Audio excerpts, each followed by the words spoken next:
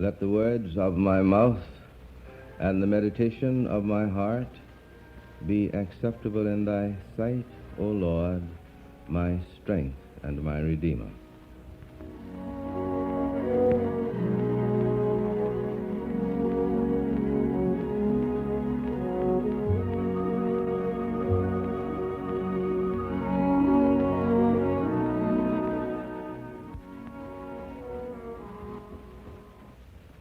Will you listen to the reading of these two paragraphs as a background for our thinking together this morning?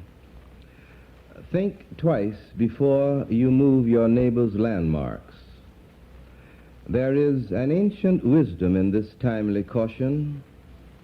Curious indeed is the form of arrogance that causes a man to feel that it is his peculiar right to set the whole world in order, to close all open things, to make all crooked paths straight. Such an attitude says that all knowledge, all virtue, all truth can be contained in a single vessel. This is a great sacrilege. It is important to remember that one man is never quite in a position to see what it is that another man sees. What one man may never know is precisely how an event, an act, or a thing is experienced by another man. We are uninformed about the content that a man brings to the events of his life. We do not know what was at work in a man when he staked his claim to an aspect of life. In the long way that we take in our growing up, in the vicissitudes of life by which our lives find their meaning and their mystery, there is established for us, for each one of us, certain landmarks. They represent discoveries sometimes. They symbolize the moment when we became aware of the purpose of our lives. They may establish for us our membership in the human family. They may be certain words that were spoken into a stillness within us, and the sound thereof sings forever through all the corridors of our being as landmarks. Yes, each of us has his own landmark. No communication between people is possible if there is not some mutual recognition of the landmarks. There are no reverences that bind us together as people that can be meaningful if the landmarks are profane.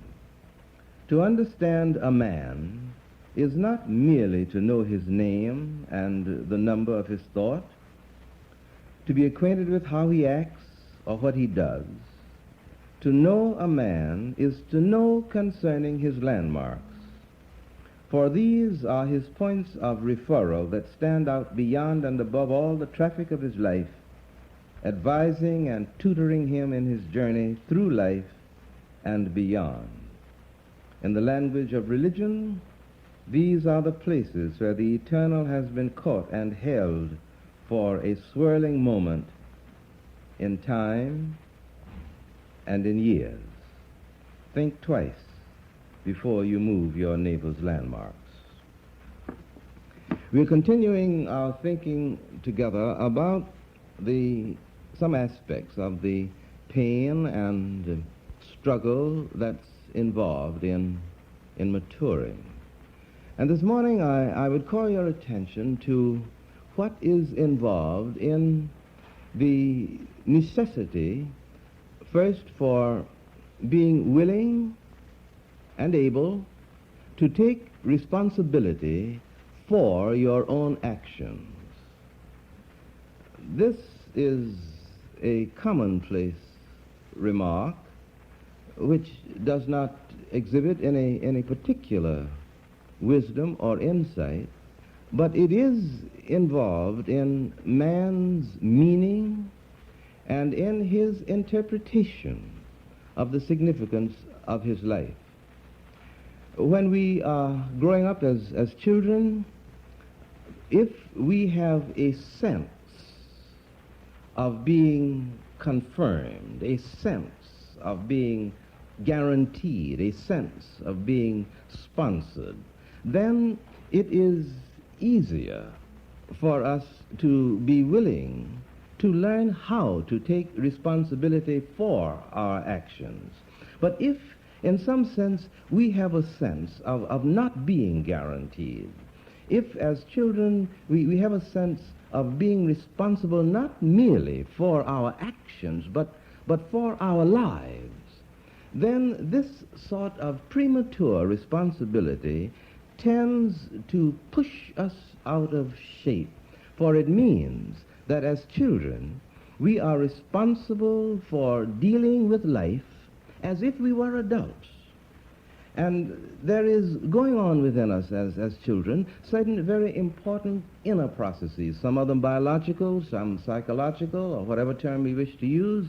But these processes are very important. They go on in the silence deep within. They are laying the track on which our lives will run in the future. Now, if we are required as children to deal with our environment as if we were adults, then this important inner process that is so crucial is interrupted, with the result that we have what may be called an angry nervous system, and the deeds which we perform are deeds that strike out against our sense of being unsponsored, our sense of being insecure. But if we have a sense of being confirmed as persons, then the discipline that is involved in taking responsibility for our actions becomes something very important and very possible. Now, we don't like the sense of nakedness that comes to us when we are forced to take responsibility for our own actions. We like to do the deed, but to have someone else take the responsibility for it. This is an ancient impulse because there is a perfectly normal tendency within us to pull back from life, to withdraw, and as well as there is a perfectly normal tendency to push forward, and the tension between these two perfectly normal impulses is the thing that creates the crisis of struggle and pain in our lives. Now, if we are willing to take responsibility for our own actions, then it means, in simple language, that we must be prepared to say, I did it, and to take the consequences for the deed. This is the measure of the integrity of the act. Now, there is another kind of responsibility. It is more subtle and more difficult to define, to get our hands on. But I would phrase it this way: the responsibility for our reactions. Now this is different from one's responsibility for one's own action. This says, you see, that I am not merely responsible for my own actions, but I am responsible for my reactions to the events, to the incidents, to the persons, to the experiences that beat in upon my life. Now, this may seem like a gratuitous responsibility, for it is true that we are not able to control the sources of the events that beat in upon us. There is a sense in which we are surrounded by a series of impersonal dimensions of life. An impersonal world of nature, for instance, that does not seem to be able to take our little lives, our private needs, our necessities into account. Then there is an impersonal aspect of the social order that does not seem to take us into account at all. I remember going into a store, buying a dozen eggs, and I paid a certain price for them in the morning. In the afternoon, it was necessary to get some more eggs. and I had to pay 4 cents more a dozen. Now, in the interval between morning and afternoon, I'd been as kind as I knew how to be, as generous, as gracious, all of the qualities that seemed to me to be meaningful, but in some impersonal way, I was involved in an economic process over which I could exercise no particular control or responsibility. But nevertheless, even though man's life is surrounded by these impersonal forces, we are responsible for our reaction to these events, because it is our reaction to life that determines the kind of persons we become. It is our reaction to life that determines our attitude towards life. I may respond to the things that happen to me with bitterness, with antagonism, with a kind of muted violence.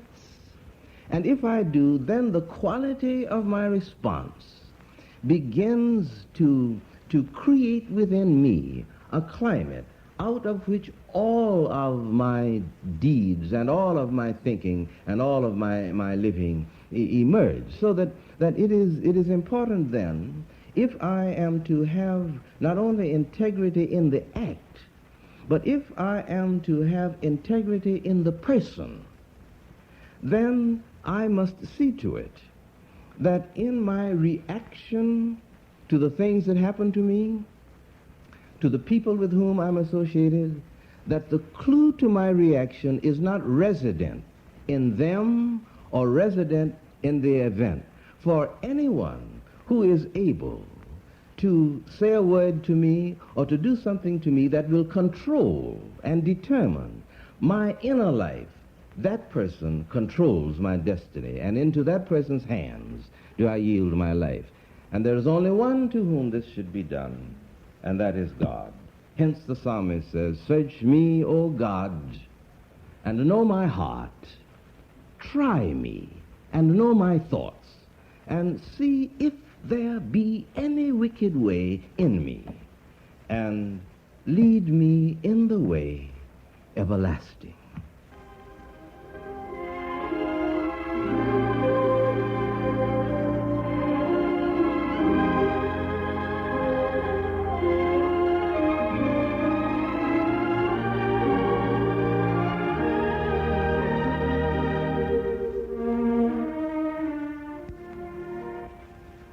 Let the words of my mouth and the meditation of my heart be acceptable in thy sight, O Lord, my rock and my redeemer.